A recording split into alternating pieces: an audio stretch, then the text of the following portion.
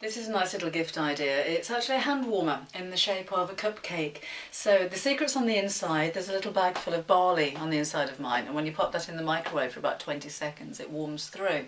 And if you slip your hand underneath the icing, then you get the benefits of that heat. Really easy to make. I've taken 2 squares of my stripy fabric, which is the cupcake base, and then measure about 9 inches deep and 7 inches wide, but as long as that's enough to cover around your hand, then that's fine. We don't want to make it too wide. My icing on the top is another square or rectangle of fabric, which is around about 2/3 of the length, and I've got some lining fabric inside there as well, because I want that to feel nice when you put your hand inside. And then I'll need a little bit of wadding, or you could use felt. And I've got a little piece of felt that I'm going to make a bag to put my barley inside.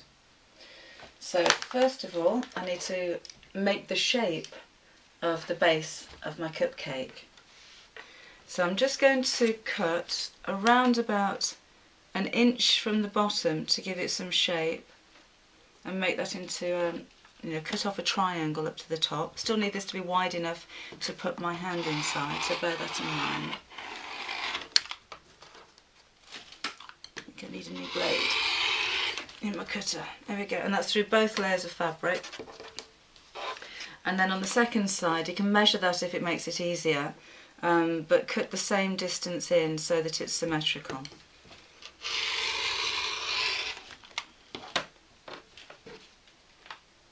So, and then just on the top of my cake, you won't see this section, but I'm just going to round off those corners.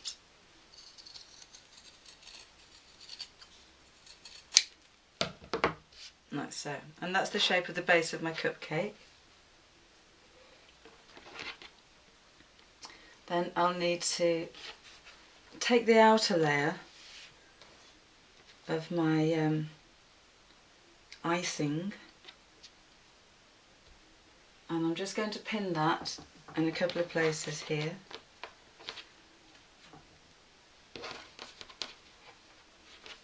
Turn it over, and I'm going to cut around so I've got the same shape to the icing as I have to the top of my cupcake. This will all be inside the seam, so it doesn't have to be perfect. Like so. Then across the bottom, I just want to give it a scallop shape.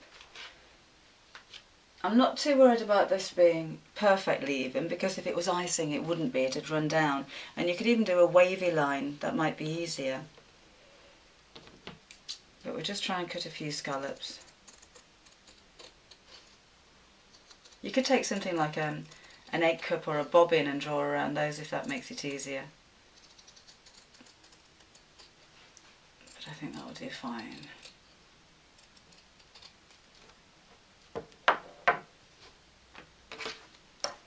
So the first thing I'm going to do is sew my lining to my cupcake icing. So I shan't cut that until I've stitched around there, because I don't need to.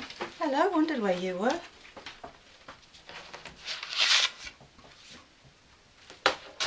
I'm not going to sew all the way around because I'll need to turn this inside out. So sew quite close to the edge, just down the one side.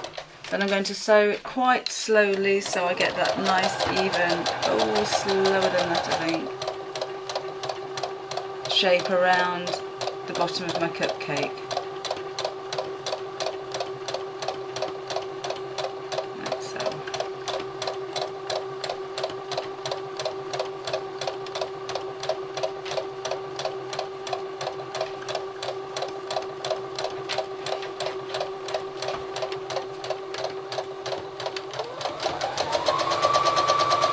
And that's as far as I need to sew. I'll just check that I haven't missed any bits actually, because I did go quite speedy when I first started. So I'll just make sure that I have caught all of the fabric. No, I haven't, there's a little gap there. So I'll just go over that edge again. Thought I'd missed it. I'm tired. And that's it. Close to the edge because I don't want a lot of bulk when I turn it inside out.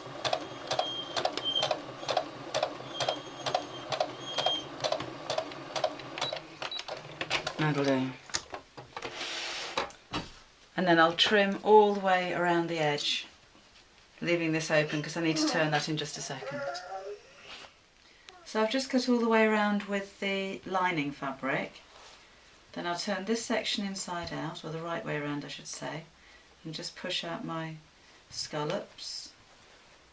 And they're not all perfectly even and symmetrical, but I don't mind that. I'm going to press the fabric down just with my fingers because I don't need to press this.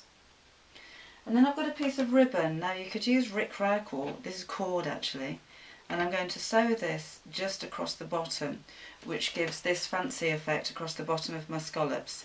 And I'm going to stitch that on by hand purely because the cord that I'm using is too thick to go underneath my sewing machine. So I'll take some thread of the same colour. The end sections here are going to go into the seam of my little mitt, so I'm not too concerned about how rough the edge is, and that means that if I sew the cord or the ribbon on at this stage, the end of it's going to be enveloped into the seam, so it'll keep it looking nice and neat. So, oops, got that caught up. There you go. So I'll just try and sew this quite securely because I don't want it to come away all the way around my edge.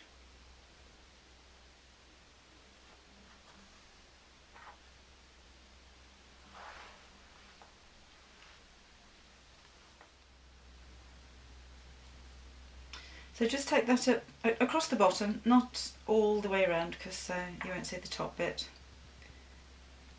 Just up to the side. The smaller the stitches you do, the more durable and hard wearing it's going to be. Just stitch over a few times to finish that off. Then I'll cut off my excess, like so. Next thing to do is to sew my icing to my cupcake, which is going to go here. So I'll just take the one side, the front side, line up the top sections, then I'm going to sandwich the back of my cupcake over the top like that, making sure that the ends of my cord or my ribbon are sticking out. And I'll just pin that in place. Then I'm going to sew with quite a small stitch, because it lasts longer, all the way around 3 sides and leave the bottom open for turning.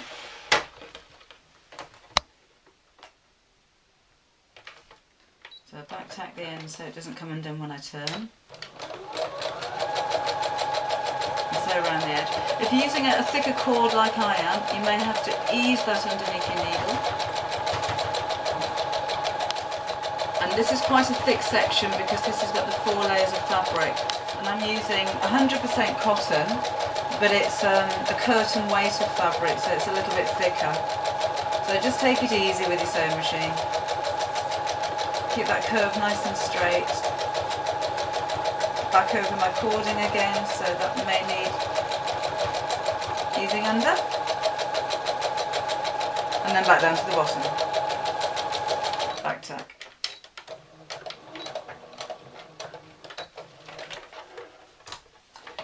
Then I'll turn this the right way round. What I can do at this stage is just to snip off the bulkiness of my cord. You probably won't need to if it's ribbon because it'll be finer, but I don't want to feel lumps in my little mitt. And then I'm going to turn this the right way. You'll start to see the cupcake emerging.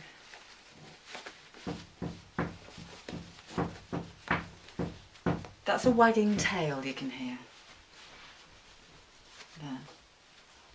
So on the inside of my cupcake I'll need a little bag to put my barley in. You could use wheat or barley. So I've taken a rectangle of felt. You won't see this, so as long as it fits inside that'll be fine. I'm going to sew over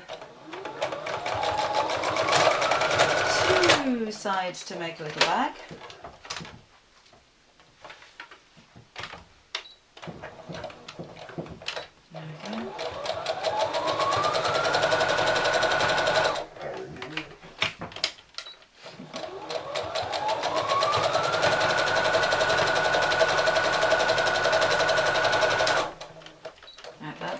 doesn't have to be felt if you don't have felt. It could be a little bit of calico or just scrap fabric, that's not important. And I'm just going to pour some barley, dried barley, not filling it up too much because I don't want it to be a big lump of barley. I want it to lie nice and flat, and leave a gap at the end here because we'll need to sew that over without the barley spilling out.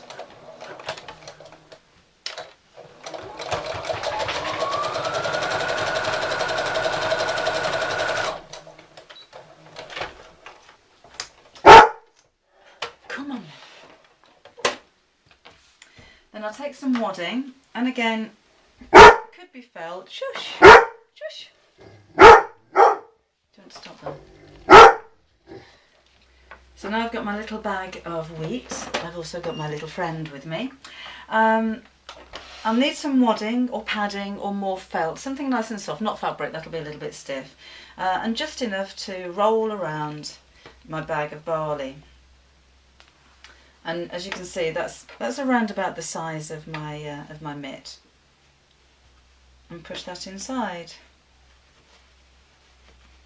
Try and keep it nice and flat. And then just push it out so it reaches the end. So my barley is actually in the centre here, so when you put your hand inside, that'll sit nicely in the palm of your hand, which is where you want to keep it warm.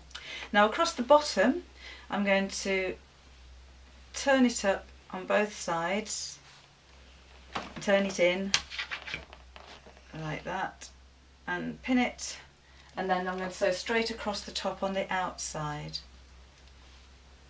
Fold the corners in nice and neat, and I'm going to put a little bit of rickrack across the bottom, so it doesn't matter if it's not perfectly lined up. I don't really mind. You can always disguise mistakes with ribbons, bows, buttons, embellishments, accessories. So if you're a little bit wobbly or you can't sew straight or it doesn't quite turn out the way that you expect, there's always a remedy. Now straight stitch again, quite a small stitch just across the bottom. So like that. And just make sure you go through the two sides. Back again. Take my pins out.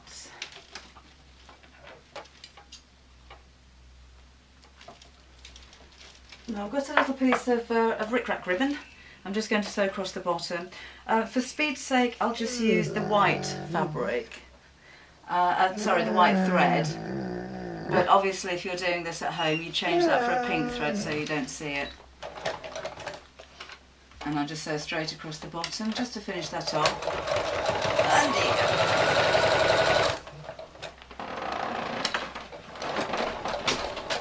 Oh, he's gone, he's got bored. You see, you wouldn't see that if it was in pink, but you'll have more time than me. Just snip off the end there. And then just to finish it off, I'm going to put a cherry on the top in the form of a big red button. So just stitch that in the middle, slightly forward and nice and securely.